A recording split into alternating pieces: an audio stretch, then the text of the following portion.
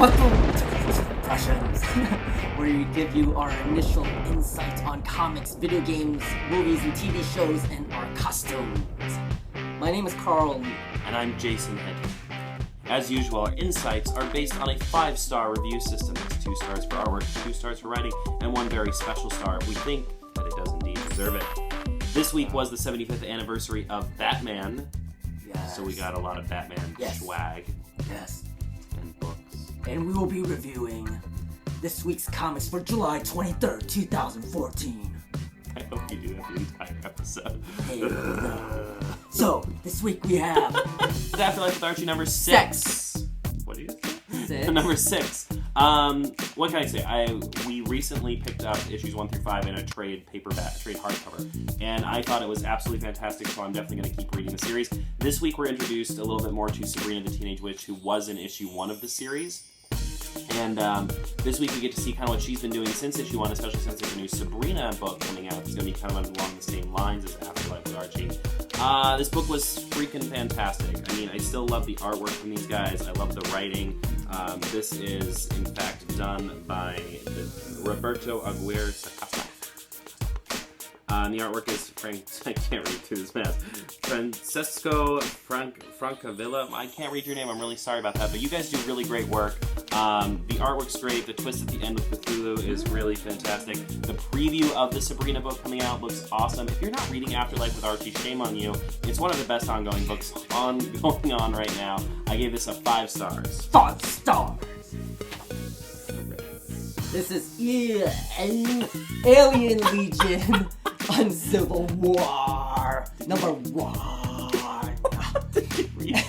I didn't read it, but I picked it up because Larry Stroman and Carl Potts is part a creative team, also Chuck Dixon. And I picked it up because I liked Infinite Crisis number 1 and they drew it. Well, they drew parts of it. And so I was like, oh, they got their own book. Let me pick it up. That's what I'm saying. So make sure you pick up number 1. The Auteur. This is number 3 and 4. These are old. I finished issue 2 recently, and I thought, I want number 3, so I got number 3 and 4 together. Oh, that's great. We did not review those this week, so that's okay. Alright, next up is Batman. I feel like we should have left this till the end, but that's okay. This is Batman 33, the conclusion of 0 Year. You do not say there's a quad. Anyway, this is the conclusion of 0 Year, which went on for 12 issues, which some people would say is too long, but I actually found it to be really great, except for the first few issues. I actually did think that was a little long. I can appreciate what he was doing with it, all the little things that were homages, and then all the little things like why this exists in the Batman mythos and all that kind of stuff in there. I appreciate all the setup, all of that, but I was kind of bored up until the last 2-3 episodes, and I read it all together. I didn't read it month after month. I actually read it all together. But this issue was awesome. It was awesome. I was very impressed with my eyes. I mean, I loved it. I thought the writing, as usual. I mean, I'm a huge Scott Snyder fan. The man can do no wrong, at least for now in my eyes. I love Greg Capullo's art. I love the conclusion of this story. It feels like a good action movie. It feels like a good Batman movie. The conclusion was really great. There was a lot of homages to things that we've seen, like the giant penny and things like that were just really special to see, especially on Batman's 75th anniversary. Especially.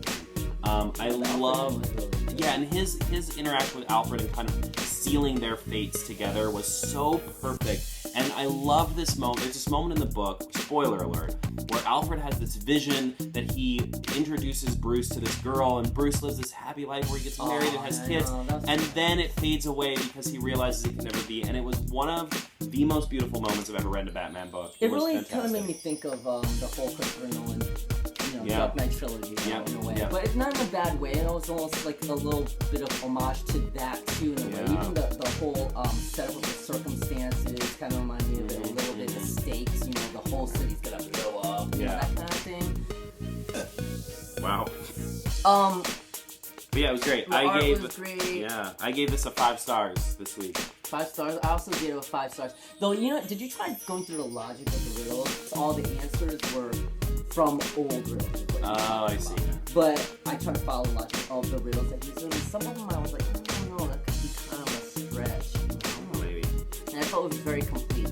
You know. Yeah, but for sure, really, definitely pick it up. It was great. It was great. I wonder like if I was missing something from it too. Really? What do you think you're missing? I don't know. Oh my God, my legs are so hot. Wow. All right, we gotta move on to the next book. Detective Comics number 27. This is the free... special edition for my birthday. Yeah, this is the free book they're giving out yeah, for. so it's a reprint. And so it has it actually has 3 different stories in here. What I'm going to say about this is the Bob Kane one is obviously very classic. The one in the middle, who I can't even for the life of me remember who it was written by, was just okay. And holy crap, can we just have can we have Murphy do the artwork on Batman? I mean, I love Capullo, but Murphy's Batman was fantastic. I love the artwork on that, and of course Scott Snyder is always excellent. I don't even know if I want to give this a review. If you can get this, go out and get it. It's free, and it was fun. And we got 38 copies of them, so... Batman Eternal, number 7, 3rd, 16. Number 7, 3rd, 16. Batman Eternal. You know, this was kind of a weak issue for me. I like the artwork, and it was very readable, which... That's a very important thing to me in comics, is that you can read it, and it doesn't... I don't have to reread things because they're confusing the crap out of me, which sometimes comics do, Grant Morrison. It's very important for me to be readable, which this was, but Batman wasn't even really in it. And I don't know what to make with all the supernatural stuff that's happening in Arkham. I just don't know how I feel about it. I like that they're trying to add a different angle to the whole thing. Okay, I appreciate that. But I also don't understand, I can't remember what the heck Red Robin or Harper are doing. What the hell are they doing? The problem I find with Batman Eternal is, when a book comes out every single month, it's hard sometimes to remember like what was going on the past month. It's been 4 weeks since you read it. But Batman Eternal comes out every freaking week, and there are like 28 storylines going on, so I still can't remember what's going on every week, because every week is a different 28 storylines. I just want some continuation of what happened last week, which I guess this kind of does, but for me this was actually a pretty weak point in the series so far. I like the cover. Batwing in the end goes, but that's as if we should he knows who that person is, and if we should know, like, I might have heard him, but I don't know who that is. Yeah.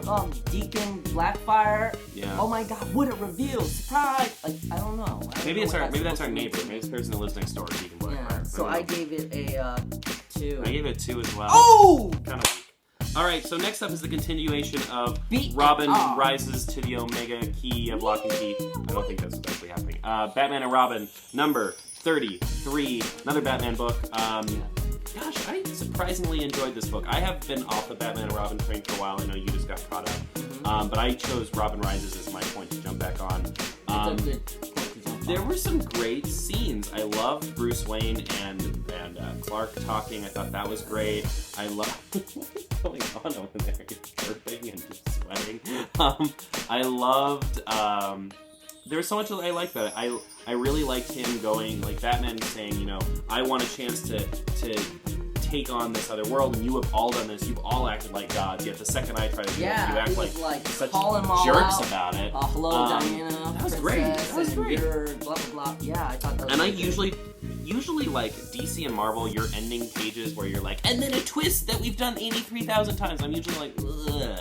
But this one where he like gets the Bat family together to like do it on their own. Yeah, that was kind of like nice and tight family. Awesome. Family. Yeah, I liked that a lot. What'd you think? Yeah, I did like it overall, though. I asked myself these questions, like when the Hellbat costume, like I thought, well, why is it at the Justice League headquarters and not in the cave? But then they revealed, because we all helped and pitched in to make it. What the hell did Aquaman do for it? What did Flash and Green Lantern add to the suit? Flash ran it around a little bit, Yeah, so that... Flash literally looks like he's just running and the pieces are around him. Maybe he had some Speed Force to it, okay? But otherwise I was like, what's that all about? And I thought it was funny that Bruce Wayne was like, my neck hurts when like land and stuff like that. Yeah. Kalibak, why the hell does he look like that? Did he used to look like that in Pre-52? I don't know. You know what I'm talking about? Yeah. What's his face? His Dark Side Son. And then... By the way, it's just the goofiest picture. Yeah, and I love that whole thing with Batman telling Aquaman, was like, yo, what if this was Mara? What now? What then, huh? And Aquaman's like, that's not fair. You said Batman. Great. Yeah, I gave it a 4. I gave it a 4 as well. I'm really excited to see the story keep going. DC Collectibles. Listen. Portfolio Summer Fall 2014 to 15. Sometimes, it was excellent. Yeah, sometimes in the course of reading comics, you just have to look at some adorable toys. Oh, it was just great. And we just took a break today to all look the at some products toys. in here. We didn't rate it. gave this a just thought it was 7.5 great. stars. It was just great. It was fun. Pick it up, it's free. Your cowl, just like me and my cowl. Okay, the AC is on because I was so hot! Alright, Flash 33. What I gotta say about Flash 33? Well, you know, it's interesting, this whole, like, crime thing that you're doing, you know, the whole police procedural thing. Okay, fine, that's kind of cool. That's keeping up with, you know, who he's gonna be and how he's gonna be maybe in the show, too. That's cool. Crime mashup thing. And then this whole thing about following up with Wally West, I thought was kind of cool. And there's this whole thing of him, like, losing time. And then there's the future Flash that comes from future to kind of fix things with, in this case, it's the Trickster. And so there's all these, like, little tiny stories that are all happening at the same time. And I thought it was a really decent issue. Nothing kind of blew me. But, you know, I still really enjoyed it. This issue did not blow me, but at least I read it. It's great. And the art's great. Brett Booth. 3 stars. 3 stores. Star-Spangled Wars Toys G.I. Zombie. Oh. Number 1. You know, by the cover, you would think it's like this war story thing that you're gonna get bored of and it's not gonna last very long. War stories. But it's actually really good. It's art's by Scott Hampton, and he did this book called Simon Dark, New 52, yeah. And it was a really cool dark comic, and so it's the same artist, and there's a nice little twist in the beginning. The opener is great. There's hardcore crap that happens in the beginning, and then there's this twist. And it's kind of neat. Oh, that smells. What was that? A burp word? Twist? Anyway. What'd you give it? I gave it a 3 stars. Great. Yeah, it's just not what you expect. There's like, it's more modern, like agent, like secret agent type of government black ops type of stuff going on. It's a pretty cool premise so Right. far. Real Heroes number, 2 and 3. I read issue 2, so I decided to buy it, and because I liked it, I bought issue 3. Yay! Alright. Saga 21. Jaysen, you liked it. I did like it. I mean, I always like Saga, shocker of the century. I always think Saga is just a really fun read. I'm always excited when Saga comes out. I love the family drama that's going on. I love, there's this moment where they talk about, like, the husband and the wife are very intimate, and they talk about how the two of them are both in very different places mentally, and that was such a great moment. In that thing where it says, the moment the family's formed, under attack. Right, from the moment a family's formed, they're under attack from all sides, but you don't know which side to fight back first. I hate to say this, but I like the idea of her getting involved in drugs, because I think it's a really interesting place to go. And but also the daughter, you know, and future daughter self said that the mom never really talked about that part of her life. So we do know that she's going to get through it. And I think that's really exciting to know that, you know, this is just another phase. But, you know, really good. I love this new thread of this crazy killer janitor robot guy that's killing everyone. I think that's great. And he killed the Sextillion lady, which has been around forever. I couldn't believe she died. The thing about the Sextillion lady, though, how did she know when the baby was born? Did we know that she knew? Because I'm surprised she knows. It's not her business. Why she knows? Well, I think a lot of people knew because they were royalty. She was in on it? No, because they were royalty, so everybody knew. Yeah, right, yeah. Because he's busy, like, banging around. So, really liked it. I gave it 4 stars. What do you think? I gave it a 4, but only after I gave it a 3 first. But then I gave it a 4 afterwards. I mean, it's pretty average with the whole rest of the series. It's pretty average, and I kind of wish it was longer. That's what happened when I just wish it was longer. So that's why I hesitated with the 3 to 4. The thing with me and Saga is a great book to read, but at the end of the day, Saga's going to be one of those books that if you can read it all, just sitting down, read it all at once in trade, that's going to be the way to read it, I feel like. I feel like it's just going to be better to read all at once, because some books just are. But it's still fun on a monthly basis. You know what I'm curious about is how they decide or what determines the images that are inside the TV. I'm really curious about how Kronos tastes, because I've never had one. How the images of the what? In the TV head people. Oh yeah, they're kind of random. So I picked this up. I picked up the issue 1 also, because previously I hadn't purchased it in paper. Superannuated Man, written and drawn by Ted McKeevers. You know, this is a really bizarre story, and I'm typically not one to like things that are just crazy and random for the sake of being crazy and random, but Something about this story really gets me. I find the characters very interesting. I find the art to be very different than anything else I've ever read, and I just want to know more about this world. If you're someone who likes a little bit of a crazy book, or you like a book that's a little bit on the more messed up side, or if you just like Tim McKeever, because all his books are kind of like that. Right. Definitely pick it up. I gave this book a 3 because honestly, it's so out there. I don't know what to give it, so I just give it right in the middle. A 3. Really cool. Superman 33. All right. I love the cover. I love the cover too. I thought everything is much better than the first issue of the creative team. The art, I feel, is better. I feel everything's just cleaner, better. That's all I actually have to say about it. Better. Yeah, I really like. I mean, I love Romita's artwork. Jeff Johns, a lot for me, is usually hit or miss. Sometimes I love his work. Sometimes I just want him to shut up. But in this book, I really like his work. I like his writing. I think he very much humanizes Superman, which I think is very important to do in a Superman book. And the story was really well told. I think the real crime here in this book is that Ulysses steals what looks to be a very nice sweater from Clark Kent and then gets it ruined. Really? Your first day out in the new world trying to act normal and you get his sweater ruined? No apologies? What a jerk.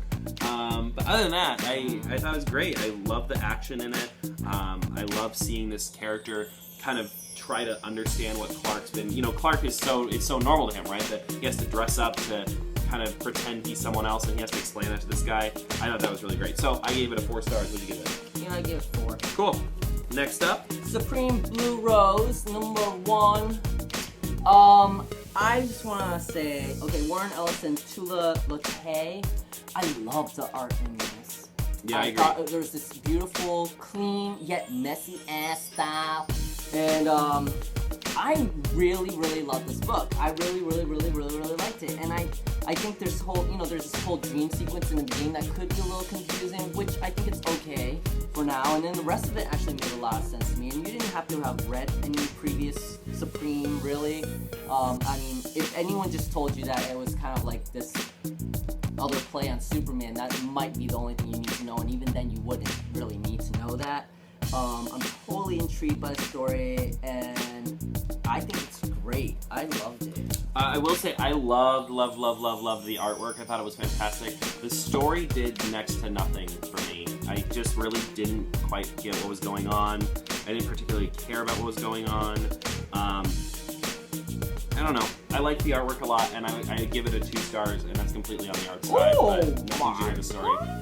I probably won't read a second issue. My. What'd you give it? Oh my. I gave it 5 because it was something different, something new, both in every way. I thought, I'm sure some things aren't completely new, but still, it felt very fresh and new to me, and it was very David Lynch-ish. I think I read that in an article somewhere about it too, and totally see it. The whole Blue Rose thing. I loved it. Cool. I gave it 5 stars. Translucid 3 and 4. I read issue 2. I liked it, and I decided, I really kind of like it, and so I bought issue 3, and I thought, I might go buy issue 4 too. Cool. Winter World number 2. I remember when I first read the first issue, I gave it pretty high stuff because I really liked it and because it was so solid. And this is still just as solid. Awesome. I love that in the beginning there was a recap because right away I was right back on board. And I mean, the story in the first place isn't very complicated from the first issue, so it wasn't like I was going to forget really anyway. But they do a nice little recap, and they seem to run into a lot of trouble.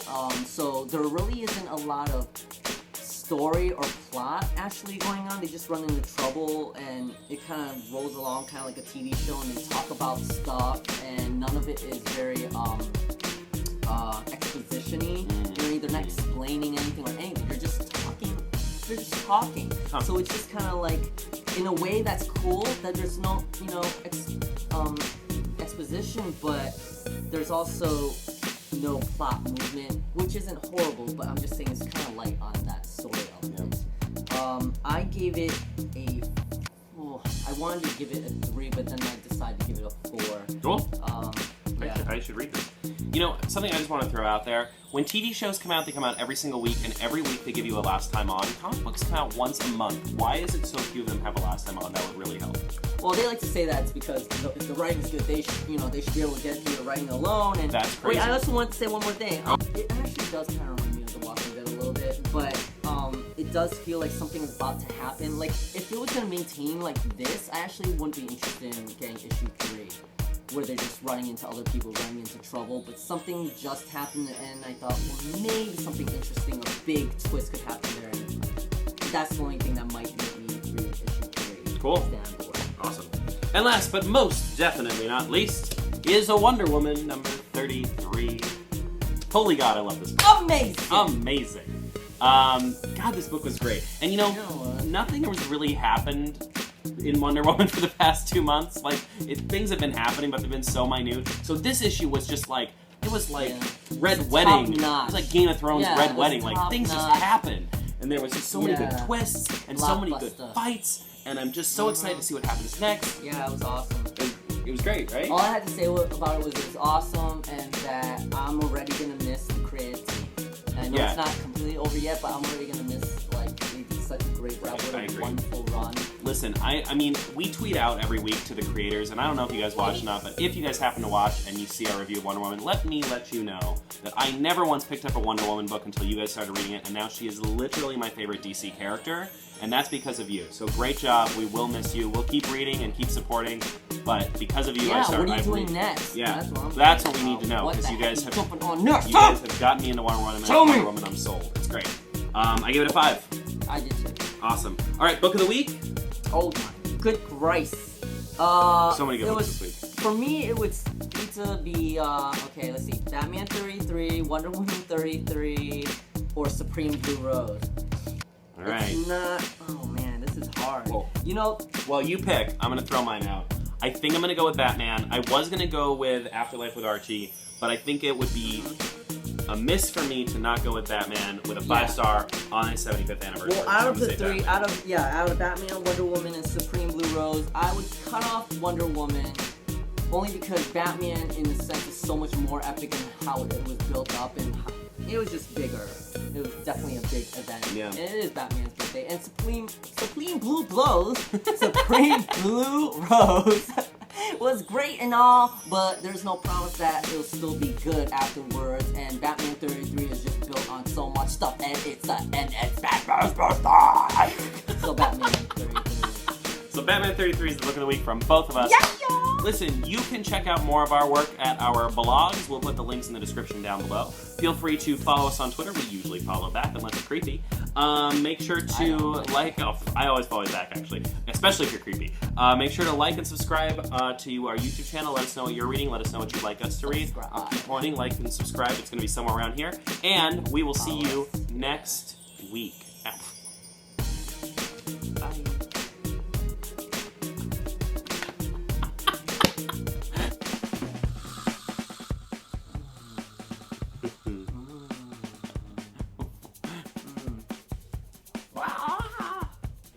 Drink with this on.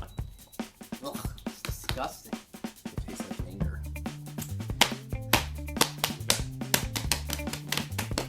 It is fucking hot. Did you just rip the cave? No. Oh, fuck ass. Fuck ass. Oh, fuck ass. Batman does not twerk. It was pretty decent. It's kind of,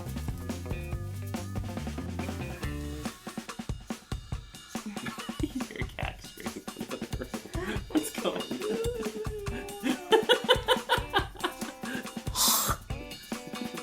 You're so gross.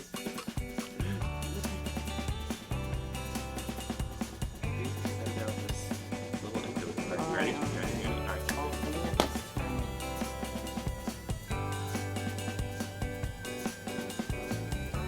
back down to that one.